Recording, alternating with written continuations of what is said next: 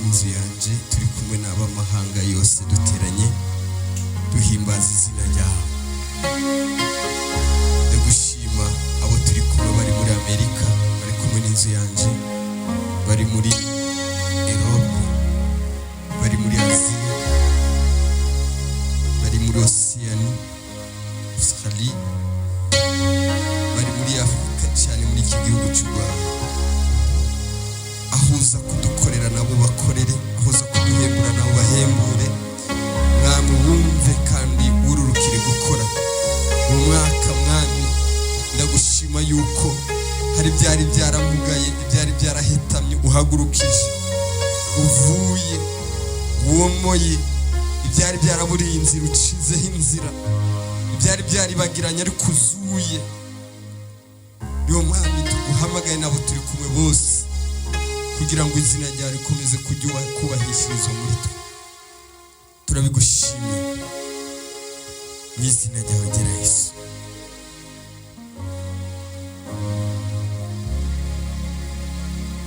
Nabonye umukunzi mwiza yarahunze ntamuzi, yamfatishije umugozi ariko rukundo rwe rwo yizezanye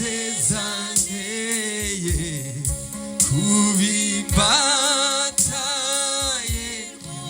Ugenduwe genduwe na beno wanjye ugeze iteka ryose.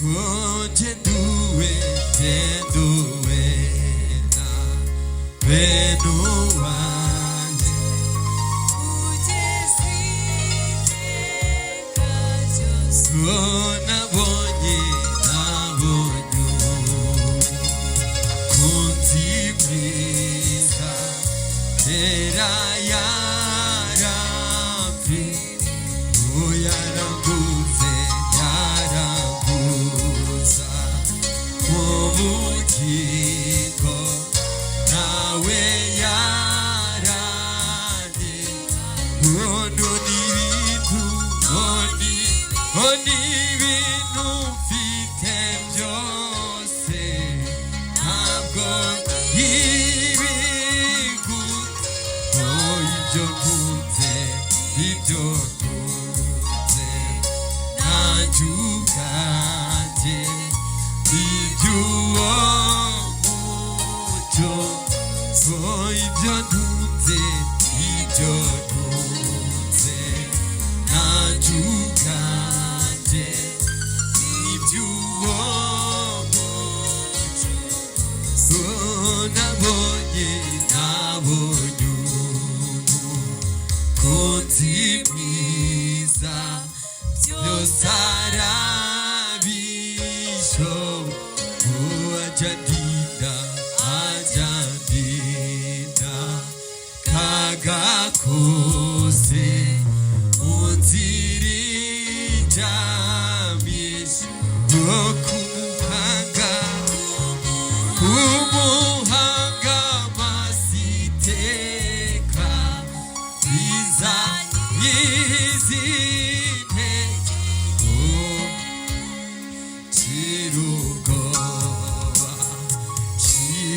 chirubute yumanza tabaru chirugoba chirugoba chirubute yumanza tabaru.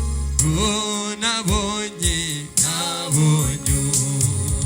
umukunzi mwiza niwe nyir'imbabazi, niwe rero niwe mujyanama wanjye, niwe undengeri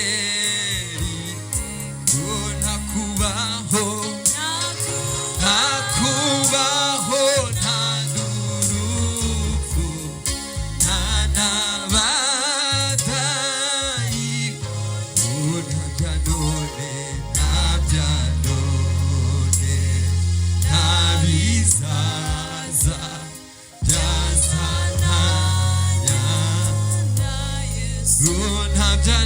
ni ntabya none ntabizaza byazantanya na Yesu ntakubaho nta n'urupfu nta n'abadayimoni nta bya none nta bizaza byazantanya na Yesu. Turagushima kandi Mana, turagushima Mwami yuko wadukomereje mu buntu bwawe, dutangiye umwaka tuvuga izina ryawe. Turakurahiye hamwe n'amahanga yose, nta coza kidutandukanya n'ubwiza bwawe, nta bukene nta n'intambara zotuma twihakana izina ryawe Mana. Ni wewe twizeye, ni wewe duhanze amaso, ni wewe twiringiye.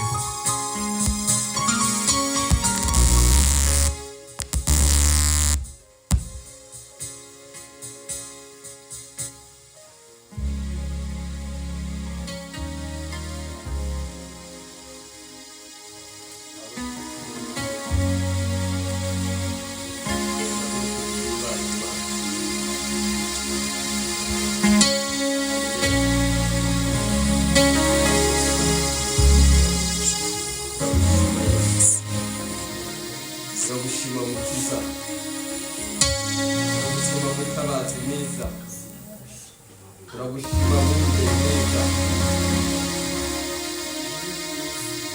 turagushima Mwami dukomeje kubana nawe.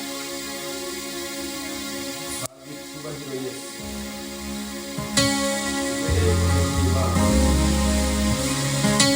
turaguhaye icyubahiro.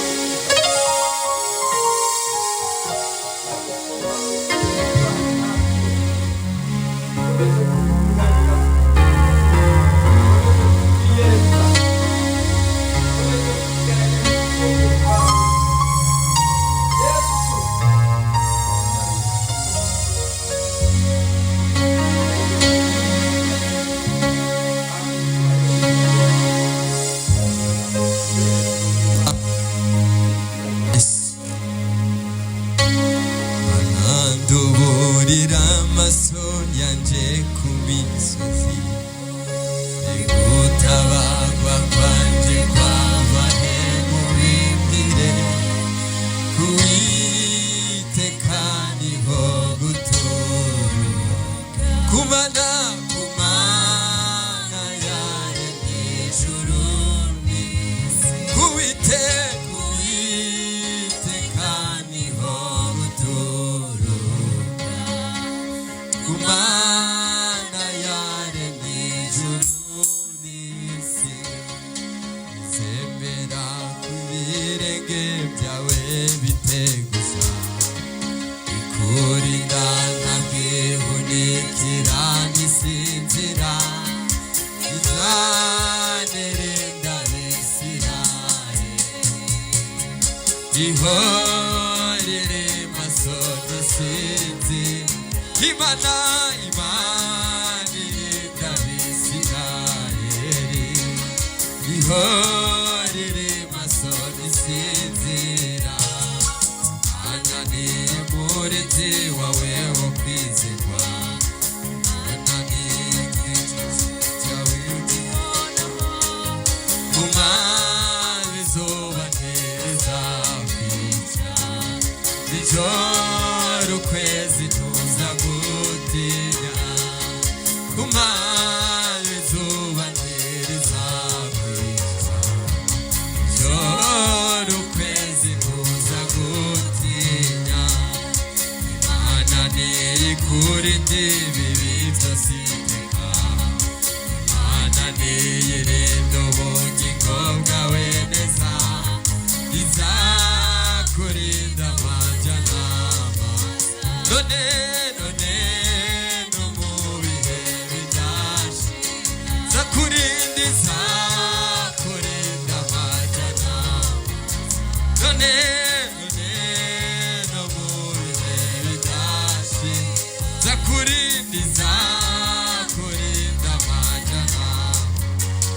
none no mu bihe bidaje zakurinda amajyanama none no mu bihe bidaje zakurinda amajyanama none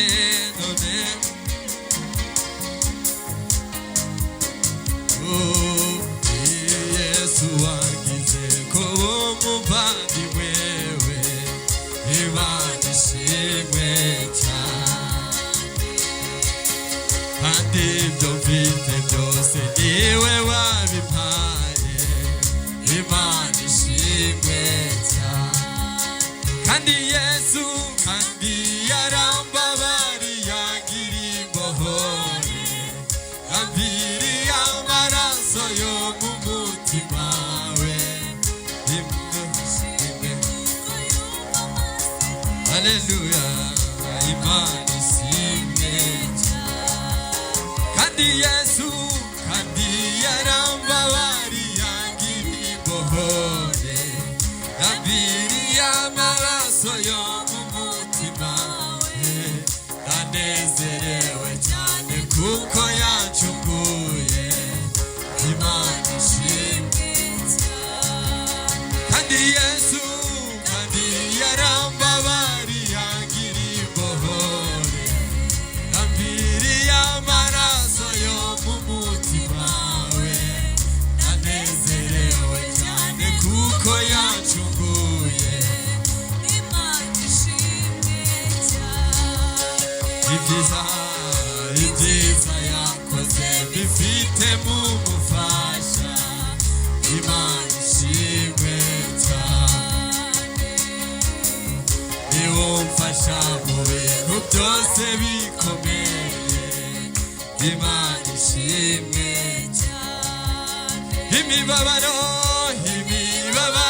yanje yose niko ayizi ahindura iyo mibabaro mbanezeze Imana ishimwe kuko yumva amasengesho Imana ishimwe imibabaro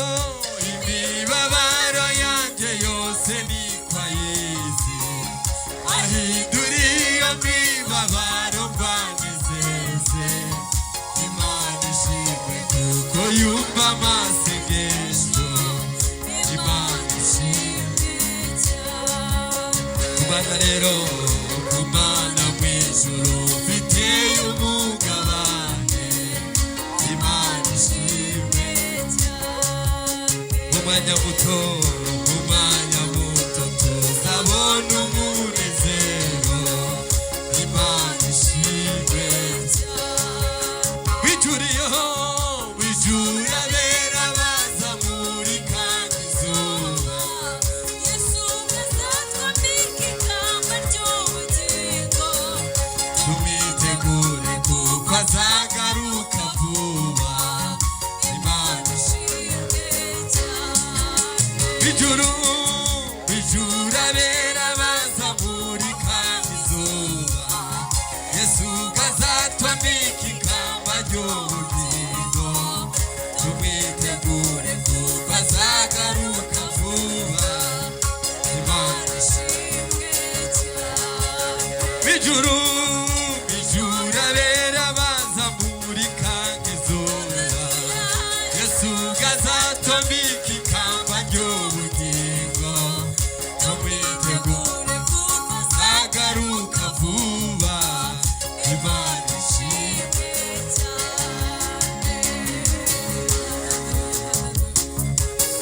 Imana ikora biradutangaza hano wabimenye uko biri ariko icyo nzino iby'Imana ishaka ariko nkwiriye ariko we ariko icyo nzino iby'Imana ishaka aribyo nkwiriye ariko we ariko icyo nzino iby'Imana ishaka aribyo urugendo ntabwo rugendo ntabwo nabimenya byose ariko nziko nzabimenya kuki turizwa ibyago biriho kandi ibyo bundi ni kuki we kuki turizwa ibyago biriho kandi ibyo bundi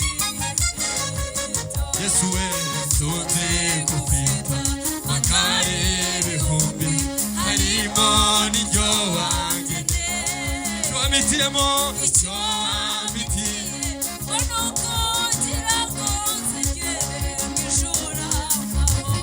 icyo wamitiyemo icyo wamitiye ngo ni ukugira ngo kandi nk'uko Eliya najyanye n'imboga nanjye uko niko nzava ibyago we ibyago byose bizaba bishize ubw'ibyago we ibyago byose bizaba bishize hariho guhimbaza ubw'ibyago byose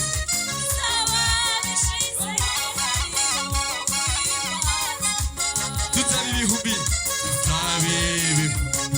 turamye umukiza tuzamurerembera twe tuturimana rimanikira tukamuri byose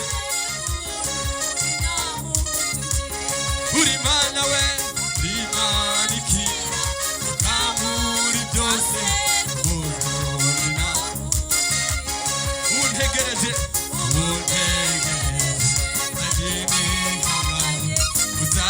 uzasobanukirwa byo ubw'ibyago byose bizaba bishize bifite ibyiringiro zitugi bifite ibyiringiro zitugingo zitugunga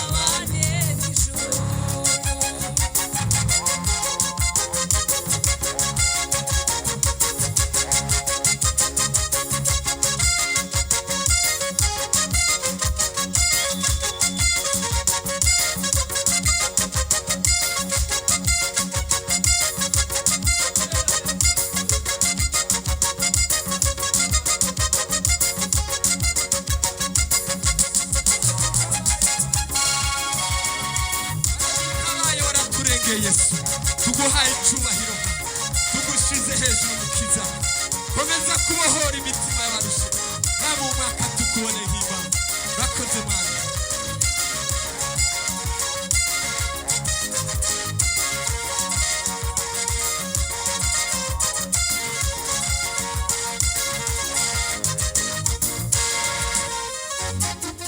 haleluya tuhedati icyubahiro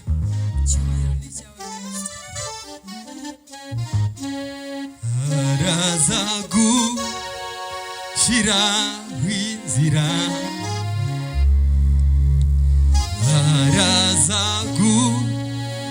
arazagushiraho inzira areba kuraho ntabasha kurora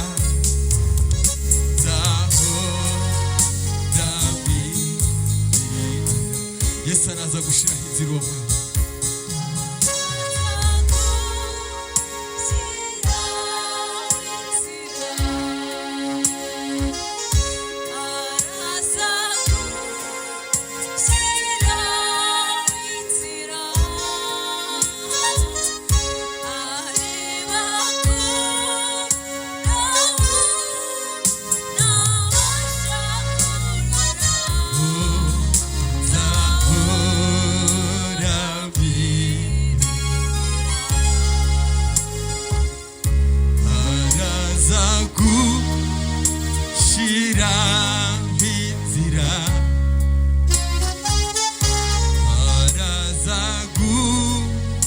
arazagushiraho inzira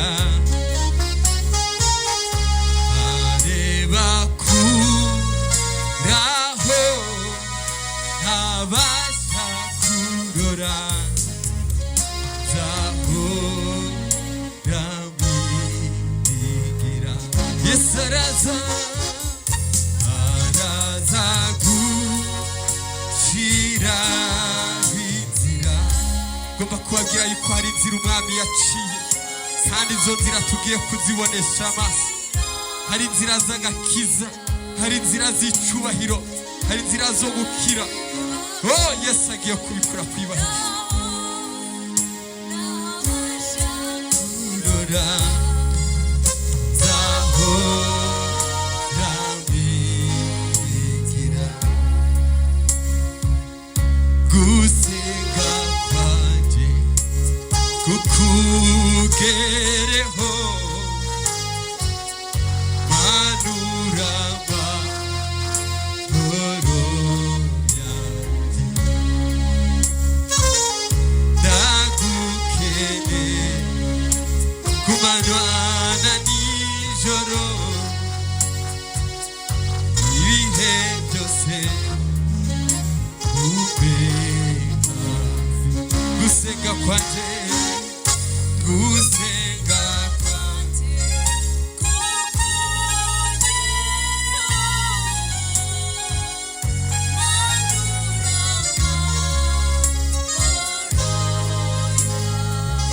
ndagukeneye, ndagukeneye ku manywa na nijoro,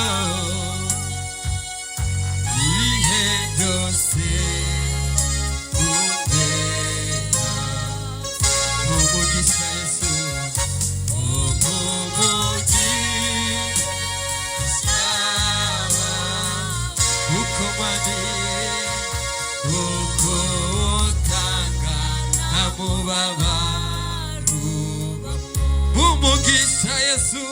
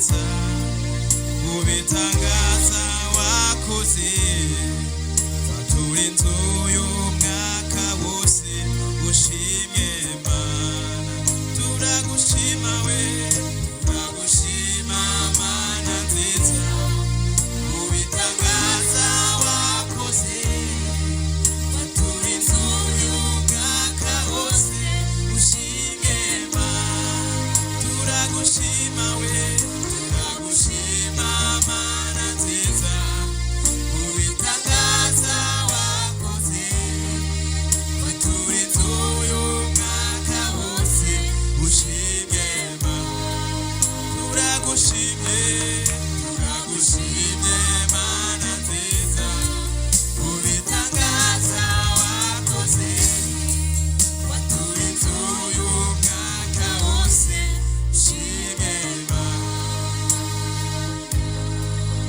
turagushima Mana nziza ubitangaza wakoze watura inzu y'umwaka wose ushimye Mana turagushima Mana nziza ubitangaza wakoze watura inzu y'umwaka wose ushimye Mana turagushima we turagushima Mana nziza ubitangaza wakoze watura inzu y'umwaka wose ushimye Mana twese tubisubiremo gutyo turagushima Mana nziza ubitangaza wakoze watura inzu y'umwaka wose ushimye Mana turagushimiye haleluya ubitangaza wakoze watura inzu y'umwaka wose ushimye Mana turagushima Mana nziza ubitangaza wakoze watura inzu y'umwaka wose ushimye Mana we turagushima Mana nziza ubitangaza wakoze watura inzu y'umwaka wose ushimye Mana turagushimye Turagushimye Mana nziza ubitangaza wakoze watura inzu y'umwaka wose ushimye Mana turagushimye turagushimye Mana nziza ubitangaza wakoze watura inzu y'umwaka wose ushimye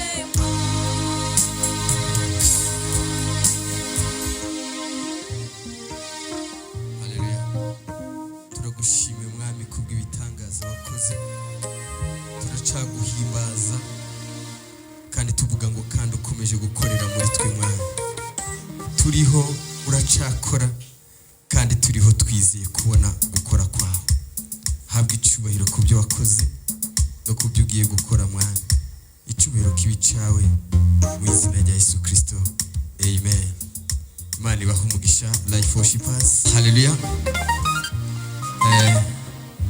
reka turacakomeje kubabwira ngo umwaka mwiza muhire mwebwe n'imiryango yanyu kandi mukomeze kubona ubwiza bw'Imana mubaye no mu byanyu mukomeze kubona impinduka mukomeze kubona ubutsinzi mukomeze kubona gukira mukomeze kubona abakizwa mu miryango yanyu uwo mwaka Imana ibatangaze ibakureho ibitutsi ibakureho igisuzuguriro ibakureho umwaka wose ariko Imana yongere yubake ibyubaka izina ryayo ku buzima bwanyu mu izina rya Yesu Kristo amen itorero Life in Jesus Christ turacari mu bihe byo gusenga ariko ntabwo Kristo aracakora turaterana nk'umuryango nk'uko aho baherereye abo mu itorero Life in Jesus Christ nubwo turi mu bihe badufungiye itorero ariko Yesu ntabwo yigeze ahagarika gusenga kw'abantu, kandi na leta ntiyabihagaritse.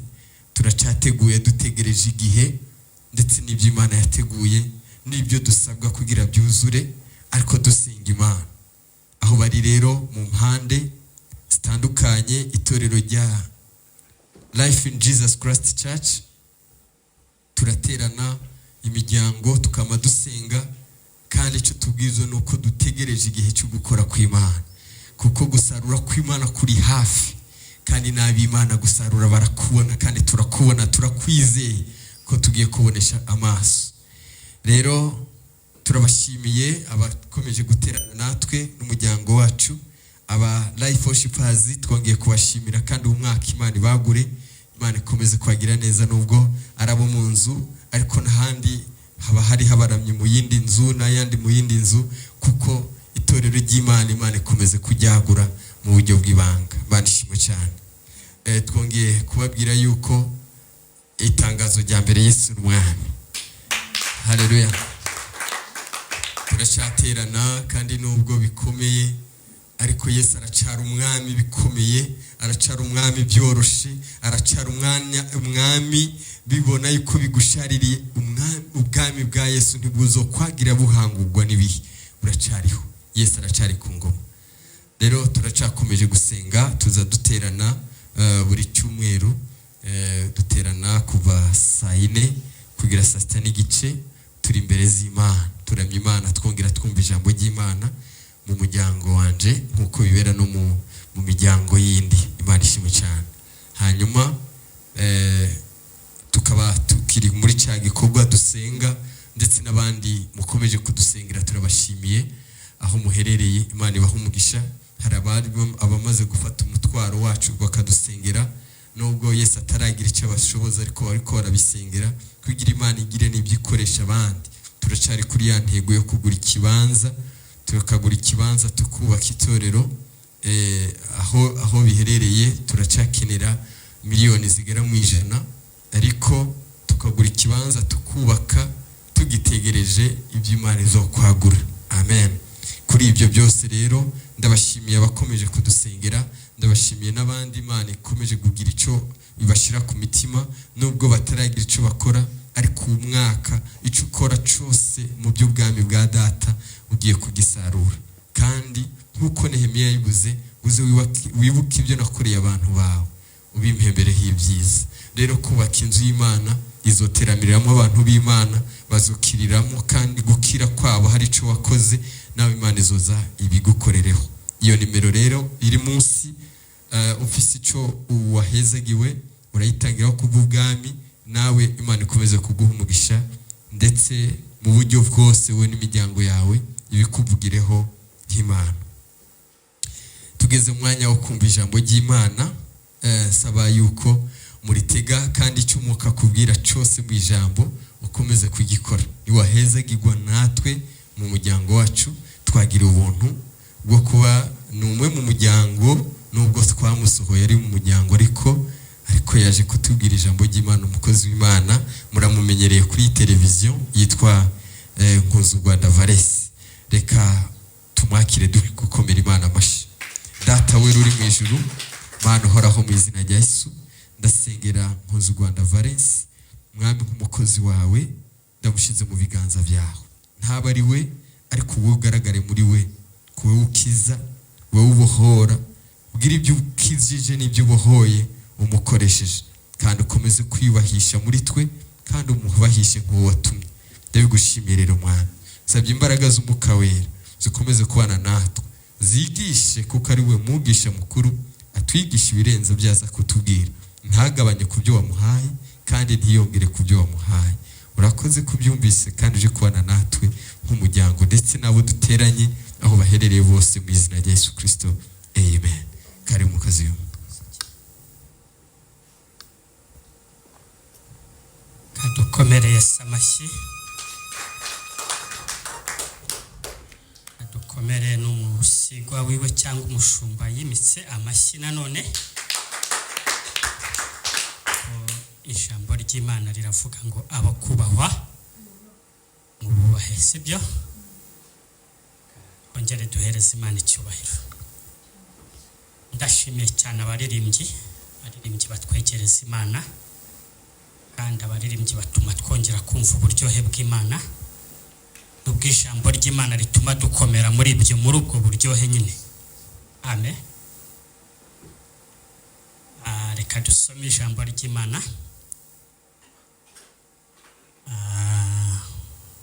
Iboneka muri Zaburi 84 umurongo wa 4 n'uwa 5.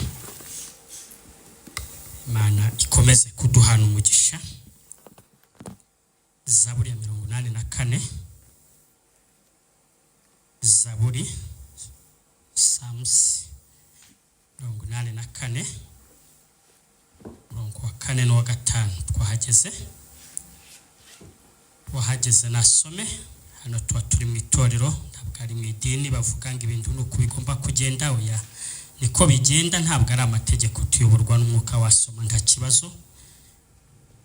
Ubutumwa bwiza buhagaze ku mbaraga z'umwuka wera ndetse no kuyoborwa n'umwuka wera. Hari uwageze asome, kandi guhereze umugisha cyane. Zaburi ya 84 umurongo wa 4 aravuga ngo igishwi kiboneye inzu. Kadusome mu izina rya Yesu. Twumve mirongo hanira bagaragaza ko iba idahuye. Yego. Umutima wanjye urifuza ibikari byawe ndetse biwutera kugwa isari. Jya kuri 5. Sorry, turimo turashakisha umurongo nyakuri nagendereye. Hahirwa umuntu ugifitemo imbaraga.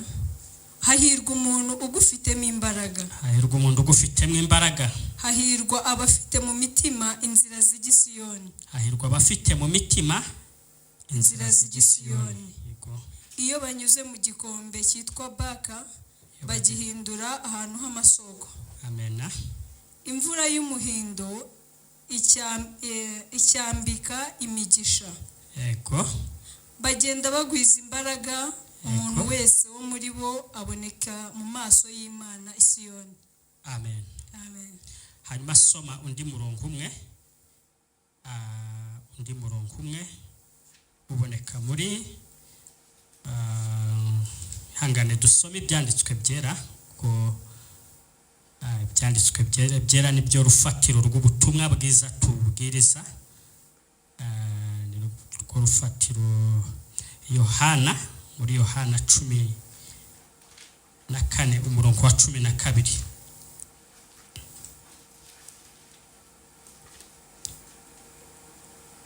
Yohana 14 umurongo wa 12.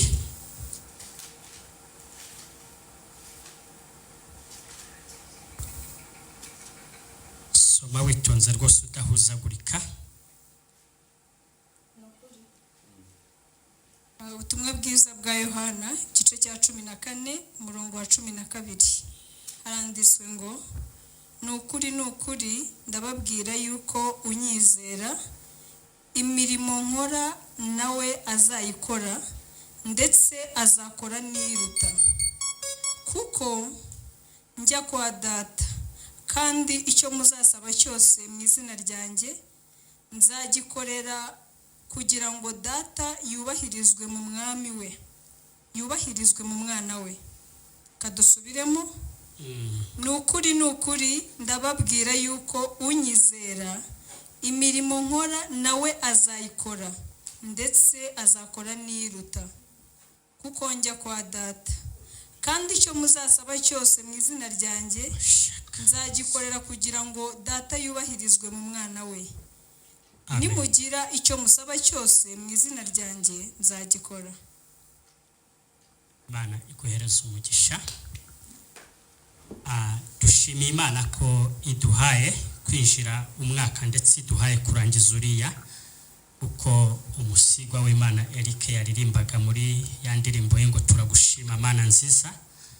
Dushimiye Imana rero ko yadutambukije uriya mwaka, kandi tukaba dutangiye umwaka mu mbaraga nyinshi kuko umuhanuzi w'Imana Pastor wacu Eric yabivuze. Reka dukomere amashyi ab'Imana yarinze, dukomere Imana amashyi.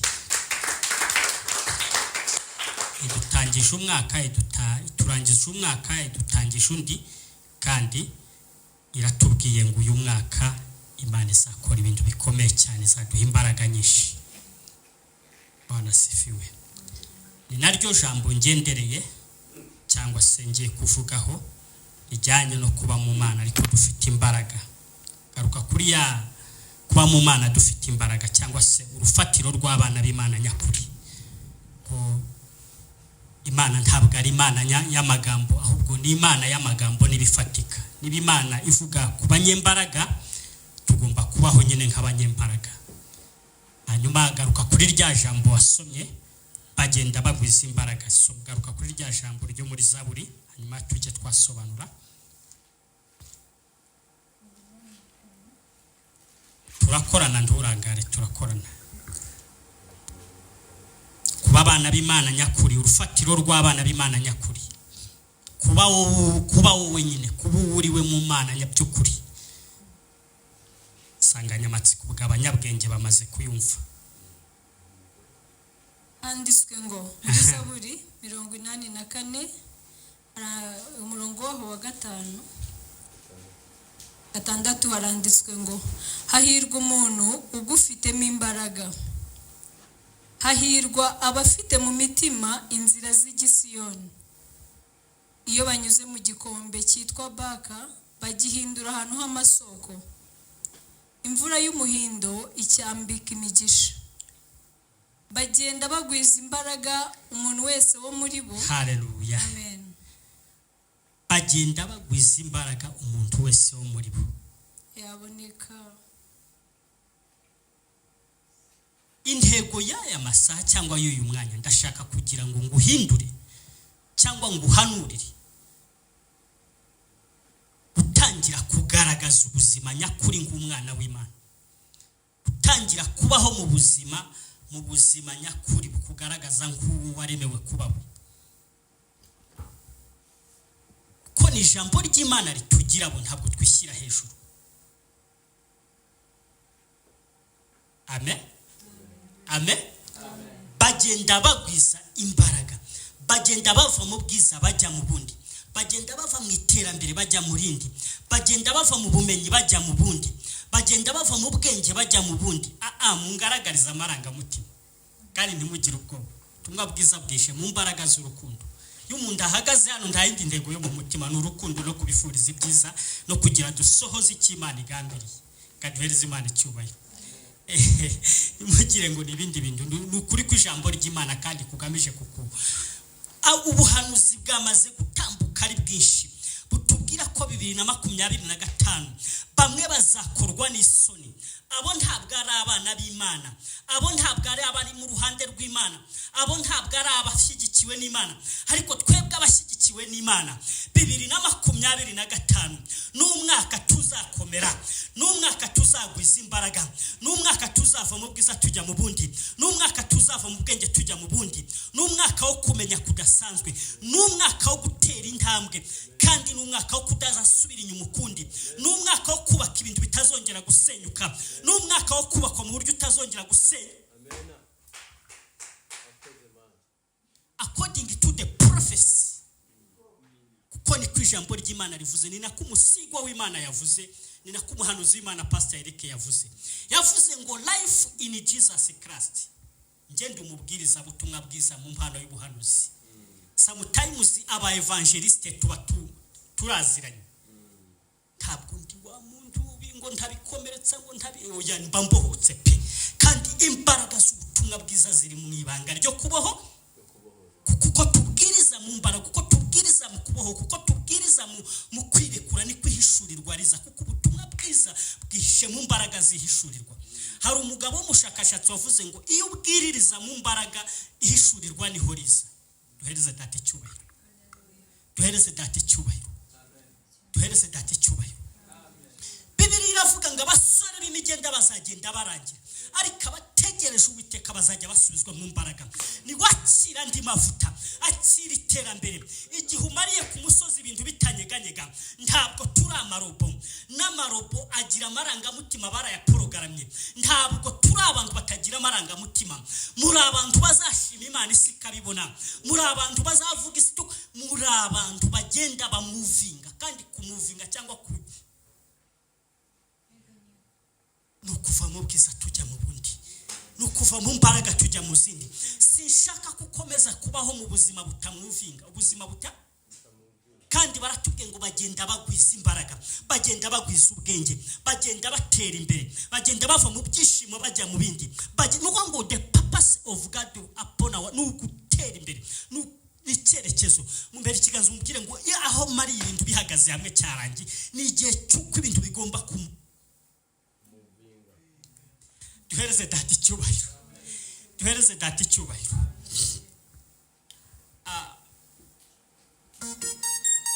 Bibiliya ivuga ku bana b'Imana n'abana ba Satani muri Yohana wa mbere ibice 3.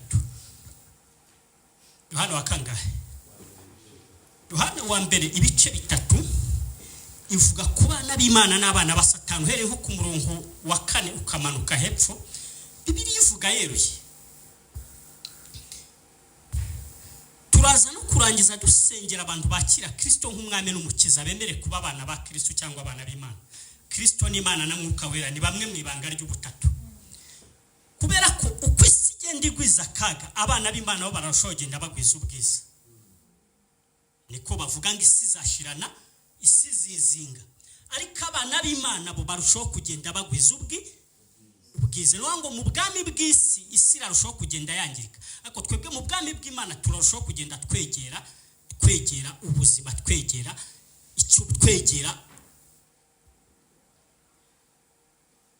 Reka duhereze data icyubahiro, reka duhereze data icyubahiro. Haleluya. Nako ni ukuvuga ubutumwa, duhereze data icyubahiro. Haleluya. Duhereze data icyubahiro. Haleluya. Intego y'aya magambo ni urufatiro rw'abana b'Imana bukuri, cyangwa se urufatiro rw'abana b'Imana nyakuri muri iki gihe. Hano havuzwemo, haravuga Bibiliya ivuga ku bantu bita imbuto. Reka dusome Zaburi 89 umurongo wa 4, aho nyine hafi aho ngaho. Zaburi 89 umurongo wa 4. Imana iri gushaka muri iki gihe imbuto. Ngira ngo leta yacu ifite ministeri ya Imbuto Foundation. Buriya bari abayobozi bacu baba bayobowe n'umwuka. Hari ibintu bashyiraho mu isi y'uyu mubiri, ariko bifite icyo bisobanura mu isi y'umwuka. Mujya mwumva ngo Imbuto Foundation, birya bintu ntabwo ari ibintu biraho gusa, ni ibintu politike, ariko mu isi y'umwuka biba bifite icyo bitwereka mu isi y'ubwami bw'Imana. Aba bantu bita Imbuto Foundation cyangwa se imbuto z'abana b'Imana, kuko Bibiliya ivuga ko aba bantu umuntu iyo yamaze guhamagarwa n'Imana, Imana imushyira ku bipimo cyangwa se iramugerageza, yamara kubona ashobotse cyangwa se afite muri we afite amahitamo, cyangwa se yabona amaze kwemera, kuko twaremewe muri freedom yo kwemera, Imana ikamutoranya. Aba bantu Imana yatoranyije, Imana yiduhamagaye idushyira hari ikaduha freedom, ikatubwira ngo nge ndi mwiza, dore ngewe nduyu n'uyu, ikatwibwira harangiza ikatubwira ngo ninde ushaka. Yabona nta ushaka ikaduhitamo, ikadutoranya. Kuvuga ko mwese uko muri hano, igihe mumaze mugendana n'Imana, ntabwo mwahamagawe, mwamaze gutoranya. Namwe abanyumva kuri televiziyo, igihe umaranye n'Imana, ntabwo Imana ikigutestinga. Niba itaranagutoranyije, iki gitondo Imana iragutoranyije, ubaye Imbuto Foundation, ubaye imbuto, Imana iragutoranyije. Reka turebe izi mbuto Bibiliya izivugaho. Dusomere iri jambo 5. Nta kindi ntego no kugira ngo Imana ibone abana b'Imana nyakuri kandi kuri abantu murungabangabo. Imana iragutoranyije muri iki gitondo nk'imbuto. Umuntu uzakora ibidasanzwe, umuntu ufite imbaraga zigwiriye, umuntu ufite ubumenyi, umuntu wujuje ubuziranenge bw'Umana. Dusomere 89 umurongo wa 5. Come on, ndanezerewe cyane. Hera kuri 4. Dusome mu izina rya Yesu. Amen, amen. Haranditswe ngo nasezeranye isezerano n'uwo natoranije. Nasezeranye isezerano n'uwo natoranije. Ni ukuvuga ngo igiranye nawe isezerano wowe itoranyije. None ndavuga nk'umuhanuzi, igiranye nawe isezerano wowe itoranyije. Narahiye Dawidi umugaragu wanjye nti nzashimangira urubyaro rwawe. Yes, Dawidi mu buryo bw'amasezerano niwe Kristo, kuko biravuga ngo intare yo mu muryango wa Dawidi. Dawidi niwe Kristo, kandi Kristo twe turi urubyaro rwa Kristo. Bivuga ngo Imana ni wowe imbuto yo mu muryango wa Dawidi, imbuto yo mu muryango wa Kristo, kandi Kristo niwe wowe niba waramwakiriye. Yego, Abisirayeli baranyumva, nawe uranyumva, n'abandi bazi Kristo n'amateka ya Kristo. Nasezeranye isezerano n'uwo natoranyije, ubwo ni wowe. Ndahiye Dawidi umugaragu wanjye. Komeza. nzashimangira urubyaro rwawe iteka. Nzashimangira urubyaro rwawe iteka. Intebe yawe y'ubwami nzayikomeza. Intebe yawe y'ubwami nzayikomeza ukageza ibihe byose. kugeza ibihe byose. Muri iki gitondo Imana igutoranyije nk'umuntu igiye gukomeza intebe, bivuga guhagarara, ni umuhamagaro utanyeganyezwa. Imana igushingiye intebe bikubwiye ngo ntuzongera kunyeganye. Muri iki gitondo muri famiye y'iwanyu, mu muryango w'iwanyu, ntubishyire ku bandi. Ni wowe Imana itoranyije, ni wowe Imana ishingiye intebe, ni wowe Imana ikomeje nk'umuntu uzaba imbuto mu muryango w'iwanyu, nk'umuntu uzashyiriraho urufatira umuryango w'iwanyu. It doesn't matter, sinitaye ku ishusho nkubonamo, kuko mu bantu bari babi cyane kandi mu bari basuzuguritse cyane ni njye wari uwa mbere. Mu bantu boroheje cyane ndi mu ba mbere, ariko ntabwo ngendera ku marangamutima y'uko nibona, ngendera ku marangamutima y'ikisezerano Imana igirana nanjye cyangwa Imana ivugana nanjye. Duhereze Imana icyubahiro. Ni wowe rero Imana itoranyije, cyangwa ni wowe Imana igiranye nawe isezerano. Irakubwiye ngo muri famiye y'iwanyu, mwitorere usengamo, mu gihugu cy'u Rwanda, ubaye mu bantu bitwa imbuto, cyangwa se utoranyijwe imbuto. Imbuto ni iki? Imbuto ni iki pastor? Imbuto ni igishyimbo gikuwe mu bindi byose, kiba kizaterwa kikavaho ibindi bishyimbo bizavaho umusa. Hanga imbuto ni indoba. Komana yanjye we, umuntu unyumva kuri televiziyo, Imana ikugize indobano. It's all about faith. Ni ukubyizera tu, ni ukubyizera. Imana yabona wabyizeye ikazi ikabimenaho amavuta ikabigira reality. Pastor yatubwiye ngo bitangirira mu isi y'umwuka bikarangira mu isi y'ibigaragara, isi bibonye. Ubyizere gutyo tu, byizere gutyo tu. Ayiwe mukobwa, mbuto kabisa. Pastor uri imbuto, ni wowe Imana igize imbuto. Reka duhereze data icyubahiro. Reka duhereze data icyubahiro.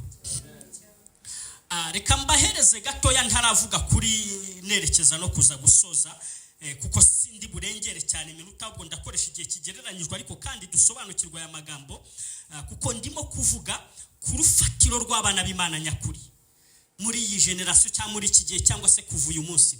Ni we rufatiro rw'abakozi b'Imana muri famiye iwanyu mu rugo. So ni wowe Imana igize urufatiro muri society tubayemo, cyangwa muri famiye, cyangwa se mu itorero. Ibi bintu kubyumva ntabwo byoroshye, ariko kuva uri umukristo waramaze kwakira Kristo nk'umwami n'umukiza, birashoboka 100%. Garuka kuri rya jambo mbere yuko mbahereza ubu buhamya bw'umuntu utumwe cyangwa se utanuzuye ko Imana yanguyemo kubishidikanyaho. Garuka ku ijambo twasomye, Zaburi ya iryo jambo ryo muri Yohana Umurongo wa 12. nkurikirana wumve. Haranditswe ngo Yes, ni ukuri ukuri ni ukuri. ndababwira yuko unyizera. Genda gakeya ijambo ribanzirizwa na nukuri ni ukuri, kuko Imana ni ukuri, Yesu ni ukuri. Imana ndishobora kubeshya. Ikintu Imana ivuze ngo nararahiye, kandi ikintu Imana ivuze ngo ni ukuri ni ukuri. Ukuri ni ukuri nyine. Haranditswe ngo ni ukuri ndababwira yuko unyizera. Unyizera nta muntu bamenshoninze cyangwa batunza agatoki, ni umuntu wese ubyakiriye ibi bintu Yesu atubwiye muri iki gitondo. Unyizera ntabwo bagaragaje uwo ari we, yego ubwo ni wowe nyine. Imirimo nkora nawe azayikora, ndetse azakora Imirimo nkora nawe azayikora, ndetse azakora niyiruta. ndetse azakora niyiruta. Kuko njya kwa data, Ko njye simpari mbasigiye isi ngo muyitunganye, njye simpari hamwe na Mwuka Wera. kandi icyo muzasaba cyose mu izina ryanjye nzagikorera, kugira ngo data yubahirizwe mu mwana we. Tangira kubisengera no kubwira Imana ngo ndabyizeye, kugira ngo noneho nibiba Imana nikugira imbuto nikugira umuvugizi wa cyangwa umukozi, isi izamenye, cyangwa se Imana izubahirizwe mu mwana wayo, cyangwa se muri wowe. Imana Nimugira icyo musaba cyose mu izina ryanjye nzagikora. Ushize Yesu angarukaho mu byivugabutumwa yarambwiye ngo nkunze u Rwanda Valence, uri mu bagabo ntoranyije gukura abantu mu rungabangabo. none ushaka gushidikanya ariko ijwi rirambwira ngo wowe ubwawe ni wowe wigisha abantu kudashidikanya. Arongera arambwira ngo turi mu gihe cya Eliya, aho Eliya abwira abantu ngo ibintu ni bibiri, niba ari Bayali nimukorere Bayali by'ukuri, niba ari Imana yo mu ijuru nimuyiko. Vuga ko niba uri umwana, niba ari abana ba Satani bahari, hakaba hari n'abana b'Imana, iki ni cyo gihe cy'uko ugomba kubaho mu mbaraga, mu bimenyetso, mu bihamya bigaragaza ko uri umwana w'Imana. Simwe mbwira hano kuko iyi ni international platform, n'urufatiro platform, n'uruvugiro cyangwa se turi kuvugira mu itorero riri international. Ni igihe rero ni igihe isi cyangwa twebwe abana b'Imana tugomba kugaragara. Biravuga ngo isi tegererejanyije amatsiko kubona by'ukuri abana b'iki, abana b'Imana by'ukuri.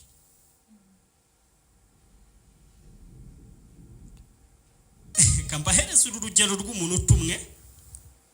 Mu gihe Imana yampamagaraga ikintu bita karande zibaho, kandi karande si ikintu kibi, biterwa aho wakuriye cyangwa aho wabaye cyangwa ibyo wabayemo cyangwa imitekerereze yawe.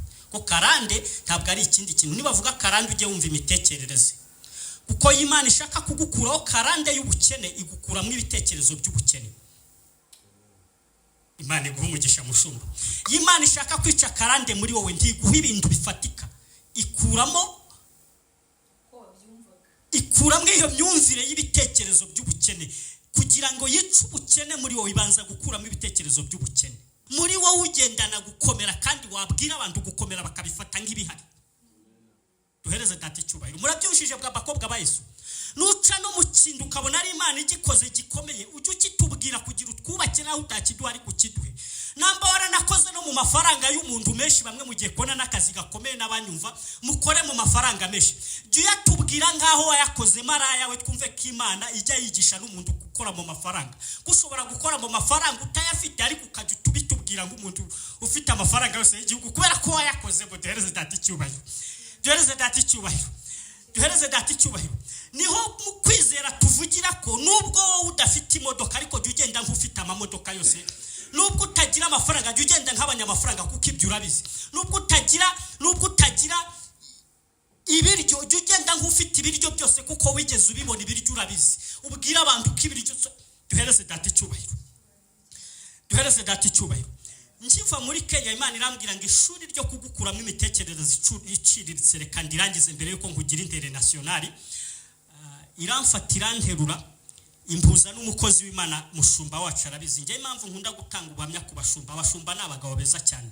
Abashumba baba bazi n'uburyo bashobora gutanga ingero cyangwa bakaba bahamya b'ibintu kuvuga. Mushumba arabizi ahantu twajyanye, umwe mu bagabo bari muri iki gihugu, uca kuri bariyeri no muri covid, reka ndeke kumuvuga pastor, ndabeshye. Iranjyana uwo mugabo ndimo ndafuragurika muri covid, ntandukanye n'uwo mushoramari nduwaywane. Uwo mugabo we simuvuga mu izina kuko ndamutinya. Aranjyana arambwira ati, mukozi w'Imana Valence, ndi umukozi w'Imana, nubaha leta, ndi n'umukozi wa leta, ariko mfite n'itorero. Ati nakubonye wifite umuhamagaro w'ito.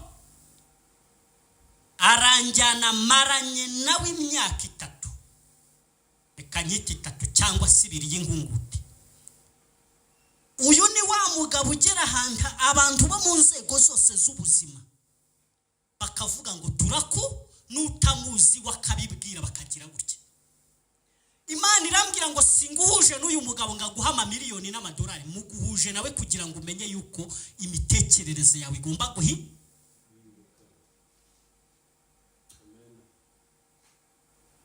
muvuge ngo amena cyane. None nyuma yaho n'ubundi dore impuje uyu nawe twa Imana arambwiye ngo ishuri ryiwe ryo kukiga ibintu byo ku rwego rwo hejuru. Ni wa mugabo ushobora guhamba se biteye ubwoba, pastor aramuzi. Dutandukanye, Imana imunyigishirije ibintu bikomeye, ubuzima bw'icyubahiro, ubuzima bw'abakomeye, abantu bo mu ngeri zose, ubuyoboke Yesu Kristo, ku buryo meze nk'umuntu. Nanjye yo nitekereje nzaribaza kuki wanyujije mu bintu ngibukambuza n'abantu nk'aba. Ndavuze habitwa bawashira bo muri Kenya, twagiye tumarana amezi 6 nabo bantegura kuzanzana mu Rwanda, bakampa amatorero yabo bikarangira bibaye bije mu Kirogo, ariko nabo baragiye bantegura ngo mu bwonko bwanjye havemo umusemburo w'ubwana. Birangiye n'ubundi uyu munsi mvugira hano kubanteza amatwi ndi kumwe n'igihangange umuvugabutumwa mpuzamahanga, intumwa mpuzamahanga Pastor Eric. We murabona yoroshye ako mutawe murabona Pastor yoroshye, dore nawe niwe turi kumwe noneho arimo arambwira ati Valence rero ca bugufi nk'umwana noneho tumenye icyo gukora. Ubwo murumva nta kintu Imana ishakaho. Mwivuga butumwa ryanjye rike ryoroheje, dore nawe yatangiye kumpa gatuti kuri televiziyo. Murabona ibyanjye byoroshye. Ubwo nta kimana iri kunteguramo.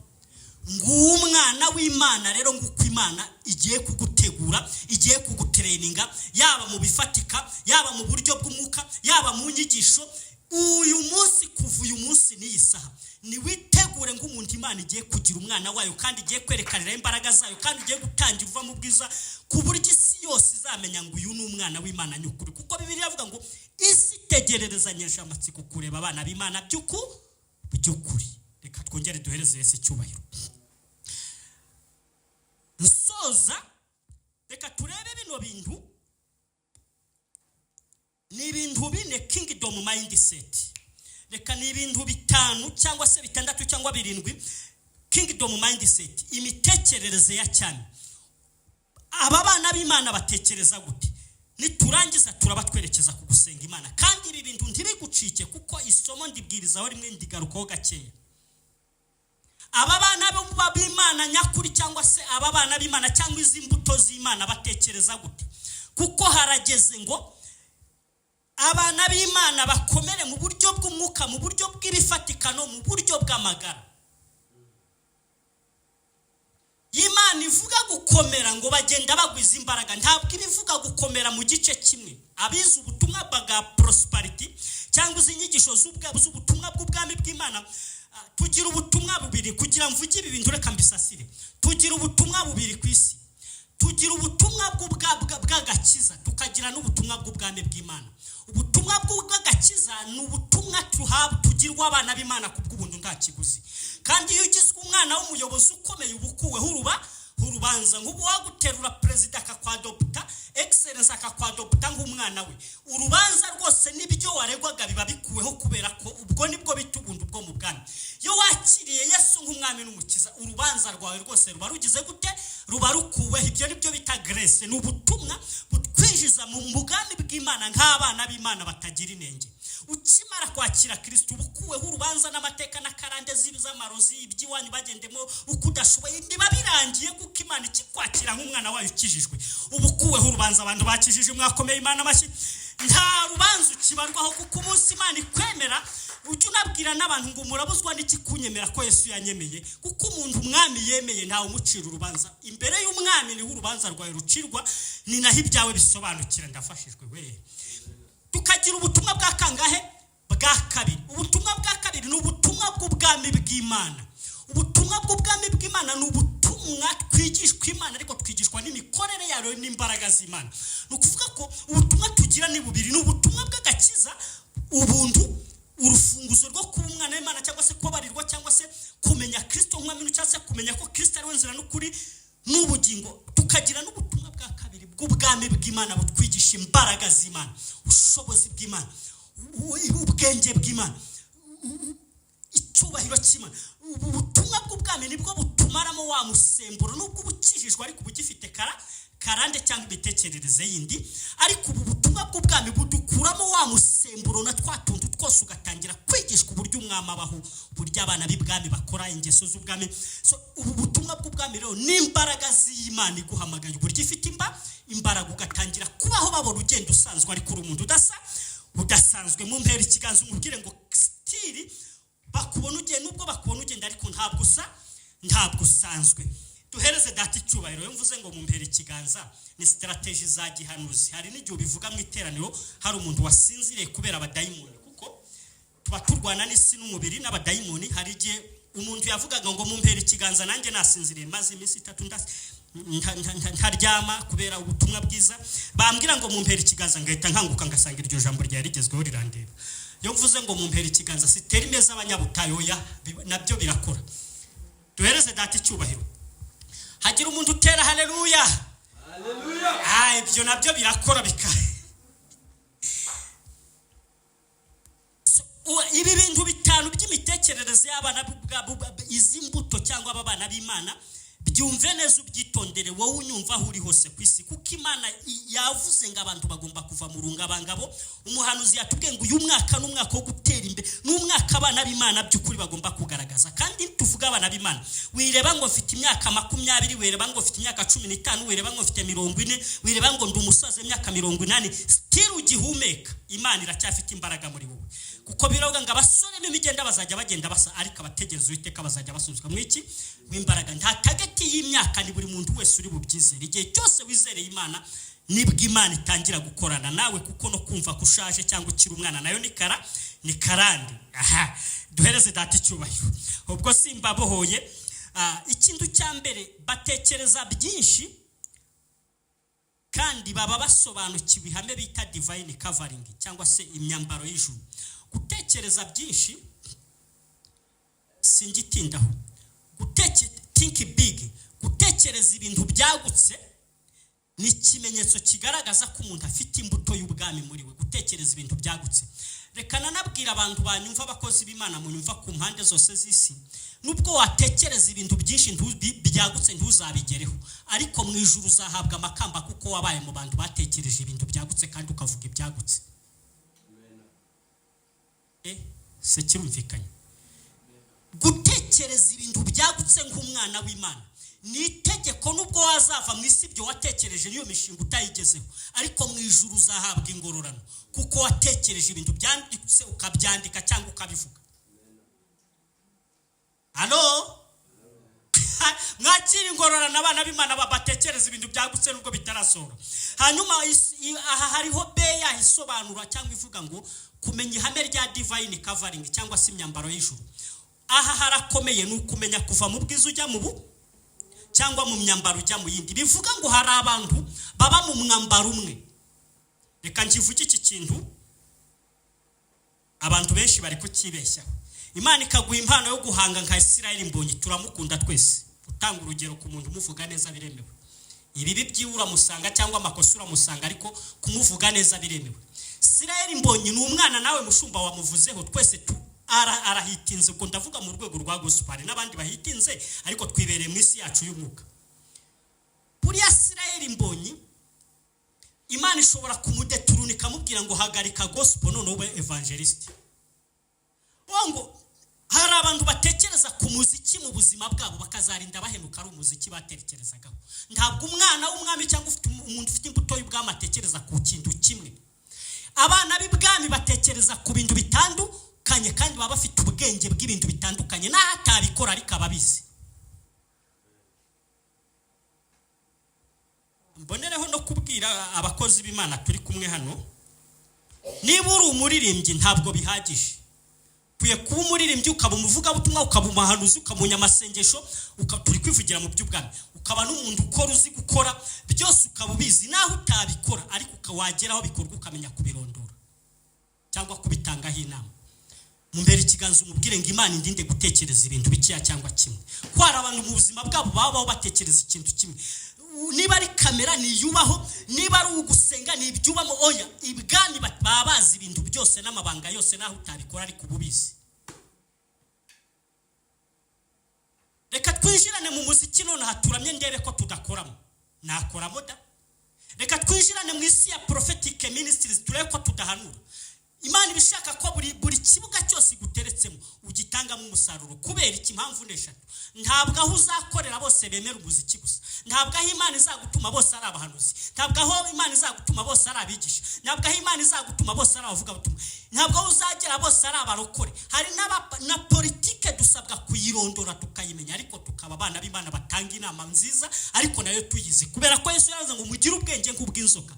Mu buryo bw'ikigereranyo ubwenge bw'inzoka ni ukumenya ubwenge bw'iyisi, kuko inzoka ni kiremwa gifite ubwenge bwinshi kandi kizi kuba ahandi hose.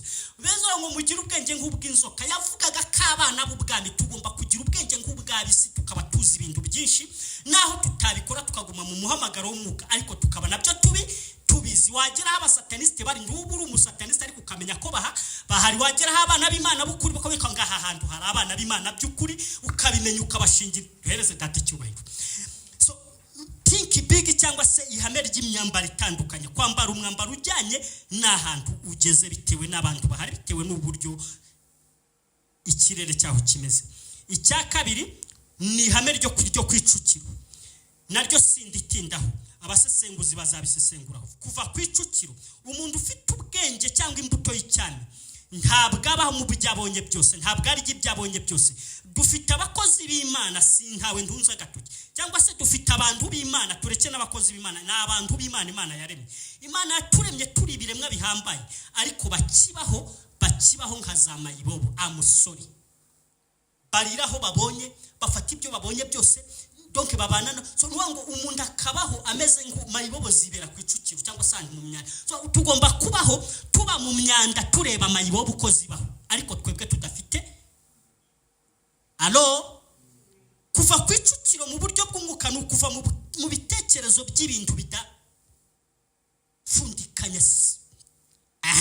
Imana ikumpera umugisha. Icya gatatu ni disipurine y'umubyeyi. Mwese murabizi ko Imana ari urukundo, Imana ni nziza, Imana igira neza, Imana yuzuye ubwenge, Imana yuzuye ubumenyi, Imana yuzuye ubutunzi, Imana yuzuye ubwenge, Imana irakiranuka, Imana irera. Muri za nyisho twavuze ko abakozi Imana b'abanyamuhamagaro mu byo bashinzwe harimo no kurinda kwera kw'Imana. Tugomba kusenga Imana, umwuka wera akadushoboza kubaho mu buzima bwa disipurine yo kubaho twera, turi umucyo ku buryo aho tugeze dupresentanga kwera kw'Imana nk'abana b'Imana, kuko Imana ni yera. Reka duhereze Imana icyubahiro, dupresent Imana nk'Imana yera, disipurine y'Imana nk'umubyeyi. Icya kane, abanzi baso, tugomba kubaho tuzi ko niba Imana iriho ifite abanzi, aho ugeze ukamenya ko ibitavuga Imana byose biri aho ngaho, ntujye guhangana mu mubiri, ariko ukamenya uburyo ugarura icyubahiro cy'Imana aho ugeze, kubera ko abanzi b'Imana, umuntu wanga so nawe yakwanga. Tukamenya ukuntu abanzi b'Imana nugera ahantu abantu badashaka kuzana presence y'Imana, wowe ugerageza gukreatinga presence y'Imana aho ugeze. Nibyo nukugera ahantu wowe wasanga abanzi b'Imana cyangwa abantu badashaka gahunda y'Imana nk'imbuto y'Imana, wowe ukagerageza ukuntu waharema ibihe by'Imana kandi ukabizana mu bwenge bwinshi, ariko yaba iwawe mu rugo, yaba ahantu yaba aho ukorera, ukaharema isi y'ubuzima bw'Imana, kuko uburwanya abanzi b'Imana ariko ugateje akajagari mu bwenge bwinshi. Icya gatanu ni ugufata inshingano. Umwana mu rugo rwa se ntibamubwira ngo kora iki. Kwitoza kubaho mu buzima bwo gufata inshingano mu bintu by'Imana aho ugeze hose. Wanabikora nabi kubera kutarabimenya, bakabikwigisha kuko babona ko ufite iryo shyaka. Mbonera no kubwira iteraniro ryose abanyumva n'abari hano kwa Pastor Eric, nta muntu ufite televiziyo, nta n'umuntu babwiye ngo ukora iki. We nuzajya usanga ibitagenda neza y'aba protocole, jya ubikora, ufata inshingano, pastor guhugura uko babikora, ariko wabyihaye. Kuko mu rugo rwasiko niba ufite imbuto y'umwana, ntawe ukubwira ni mu rugo rw'iwanyu. Ukiranga ko umwana ari iwabo, yiga gukora ibintu bitagenda neza, yiga kubigenzura n'ibyo atazi. So ngo ntukajye ufata inshingano ari ukuzihawe, jya ufata inshingano nk'umwana uri iwabo. Nambabare tugakomera Imana bashyika ibi bintu bidukuyemo. Turimo kuvuga kugwiza imbaraga no kubaho nk'abana b'Imana. Ikintu cya gatandatu, kumenya gukunda bene so no kubabera amaso. Igihe ugeze ahantu ugasanga abantu bari mu maboko y'abadayimoni, abantu Satani yafashe yabagize ingwate, jya ubagirira impuhwe kuko ni bene nyoko umwanzi yafashe mbere.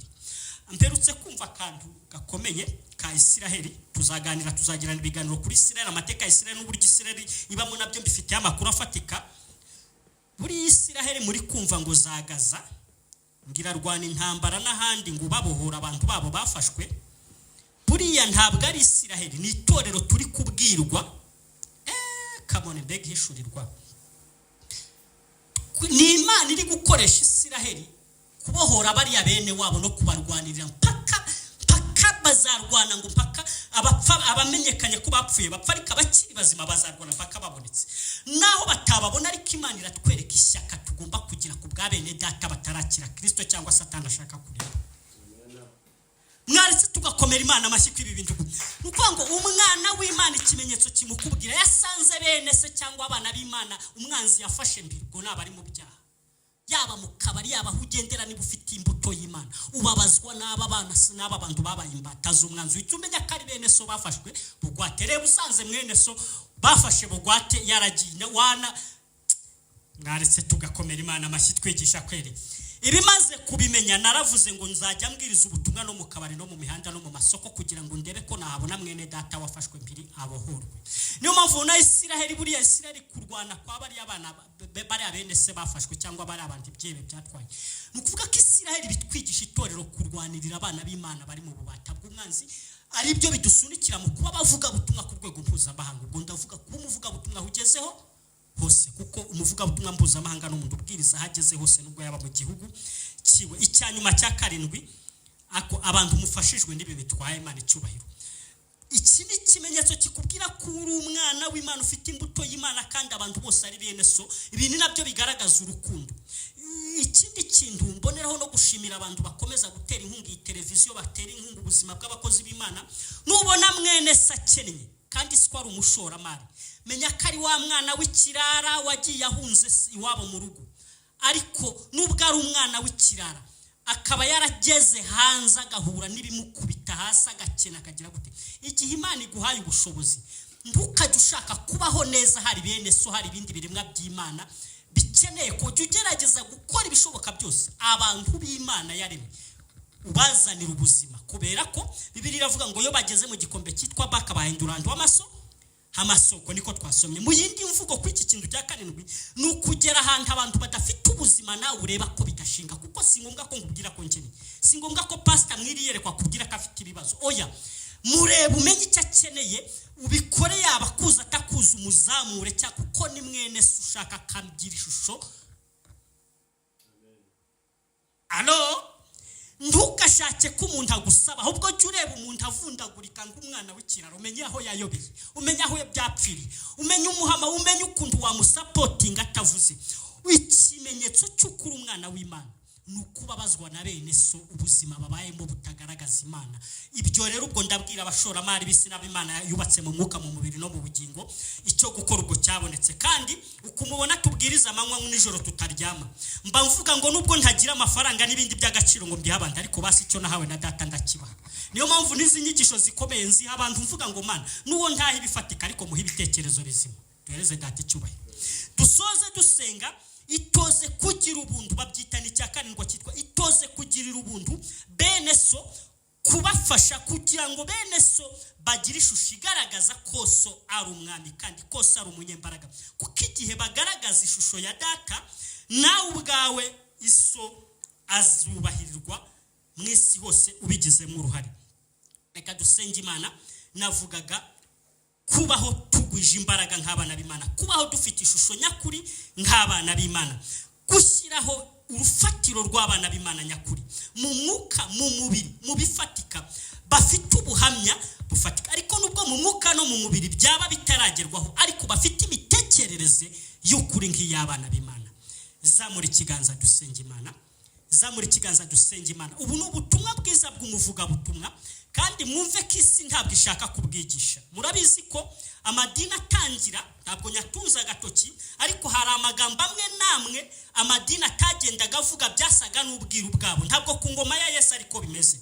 Ku ngoma ya Yesu, Yesu ashaka ko tumenya ukuri. Yesu ashaka ko abana b'Imana batera imbere. Yesu ashaka ko abana b'Imana bakira. Yesu ashaka ko abana b'Imana bagaragara by'ukuri nk'abana b'Imana mu mwuka mu mubiri no mu bifatika. Naba bibwira ngo Yesu yari umukene, Yesu ntabwo yari umukene. Umuntu utinyuka kuvuga ngo mwese abarushye n'abaremerewe, pole sana. Yesu umuntu utinyuka kuvuga ngo imirimo nakoze namwe muzahi. Yesu umuntu abantu amahanga n'uyu munsi amahanga apfuka. Yesu umuntu isi yose yatinyaga, kandi abafilozofi b'isi bose bavuga ngo uyu niwe mu filozofi. Yesu yari umuhanga, yari igihangange, ariko ntiyagize ubwenge bwe n'ubuhanga no kumenya Imana. Yagerageje kugaragaza se by'ukuri, kandi abamwizeye bose tugomba kuba ku mwuzuro nk'uko avuze ngo abanyizera muzakora nk'ibyo nakoze ndetse mubirenze. Kandi birenze ibyo ngibyo tuzajya no mu ijuru nyuma y'ubu buzima. Nyuma y'ubu buzima. Ubu ni ubutumwa bwiza bw'umuvuga butumwa w'umuhanuzi. Bamwe barabihisha, abandi ntibashaka kubivuga, ariko ni ubutumwa bwiza bwo gutuma abana b'Imana bagira ishusho nyakuri nk'abana b'Imana. Nzabidevelopa cyane kandi nawe utarakira Kristo nk'umwami w'umukiza, ubuzima bwa gikristo n'ubuzima buteye imbere mu mitekerereze mbere ya byose, ubundi bugenda uko iminsi igenda ishira, uva mu bwiza ujya mu bundi, ubuzima bugenda buhinduka. Siko twari tumeze, nabaye ubuhamya zaye hirya no hino aho nagiye ngendera, abagabo bakomeye twahuye n'uyu mwanya birakomeje, ubuzima bwarahindutse. Valence umwana w'Icyangugu, umwana wakomeye, ntabwo ariko byagumye nanjye mu mitekerereze no mu buryo bumwe cyangwa n'ubundi. Ndabona Imana igenda inteza intambwe. Baravuze ngo bava mu bwiza bajya mu bundi, bava mu mbaraga bajya mu zindi. Dukomera Imana amashyi. Bava mu bwenge bajya mu bundi, bava mu bumenyi bajya mu bundi. Nanjye ntabwo byagumye uko byari biri, na pastor uri hano nuko nawe nuko, ariko birakomeza kugenda bitera imbere. 2025 ndagutangariza ngo ibyagukubise hasi byagukubise hasi, ibyagushubije inyuma ntibizongera. Abakwi ntabwo bizongera. Ugiye gutangira kuva mu bwiza ujya mu bundi, kuva mu mbaraga ujya mu zindi, kuva mu bwenge ujya mu bundi, kuva mu bushobozi ujya mu bundi. Imana izakoresha icyo ari cyo cyose gishoboka, ariko ubeho mu buzima by'ukuri cyangwa se mu kuri k'ubuzima bw'abana b'Imana. Muhaguruke mwese, muhaguruke mwese, muhaguruke mwese, muhaguruke mwese. Mukozi Imana Pastor Eric, kora kunanga gato dushimira Imana. Muri ya ndirimbo yawe turagushima Mana nziza yamfashije, waturinze uyu mwaka wose. Migani 23 bavuga ngo ni witoze ukuzaba mwiyo migisha. Zamura ya ndirimbo, turagushima Mana nziza, turagushimiye aho ugiye kutugeza, turagushimiye ibyo ugiye gukora.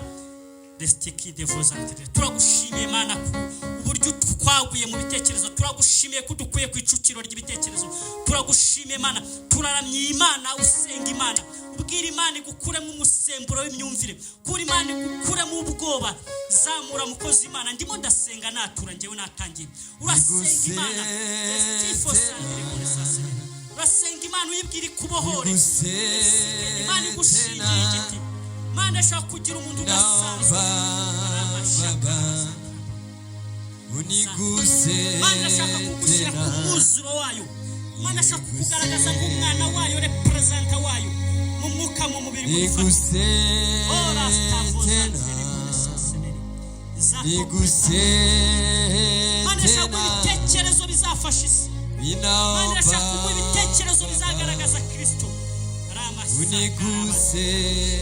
Mana shaka kukweza ukura igisuzuguriro. Arabashekere gusa. Niguse tena. Niguse Yesu. Nk'abasanzwe ariko ntidusanzwe. Ninaomba. Tugaragara nk'abantu basanzwe ariko ntidusanzwe. Niguse tena. Niguse. Yes Lord. Niguse tena. Mana yongere dukore ku bwonko. Niguse tena. Mana twigishe. Ninaomba. Mana dukureho karande y'imitekerereze. Uniguse tena. Niguse. Koreho mwami Yesu kandi. Oraho kandi. Oraho data we. Oraho kandi. Genda sabye Yesu. Oreho kandi. Oreho. Mana shaka kugira icyitegererezo muri bene so. Oraho kandi. Oreho Yesu. Kuganira aho ubaye hose. Genda sabye Yesu. Difference, itandukaniro. Oreho kandi. Oreho.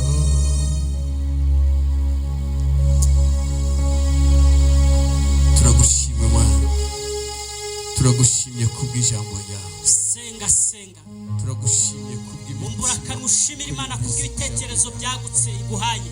Turagushima Mwami. Wavuze ngo Imana ntitanga ibintu bifatika, iguhereza ibitekerezo bifatika. Ndagushima Sengushimira Imana kubw'ibitekerezo icyo wabahaye kuba kwizeye.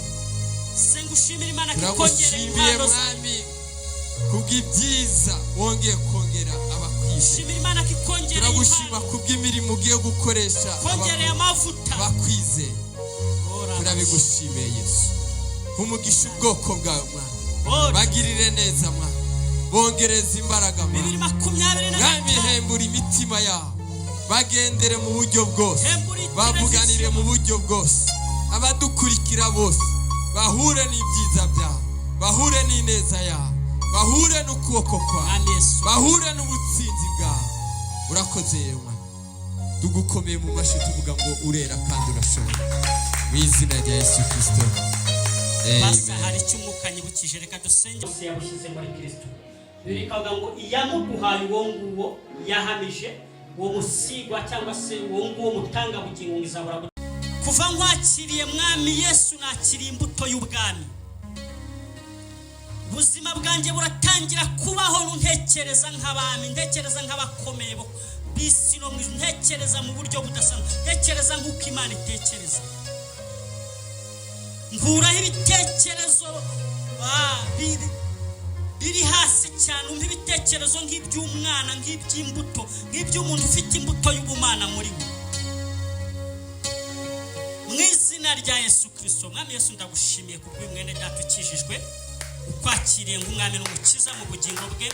Komeza kumuyobora ahantu umwami azashorera imizi bikwiriye, ukomeze kumuyobora mu nyigisho zagutse, kuko igihe wari ku isi watwigishaga ibikwiriye, waratubohoraga, waratuzamuraga, agakiza n'ubuzima butadusubiza inyuma, buduteza intambwe mu bwiza tujya mu bundi. Uyu mwene data kuva uyu munsi atangire kugenda atera intambwe ava mu bwiza ajya mu bundi, kandi n'impanda nivuga azabane nawe no muri bwa bwiza bw'indashyikirwa bwo mu ijuru. Amen.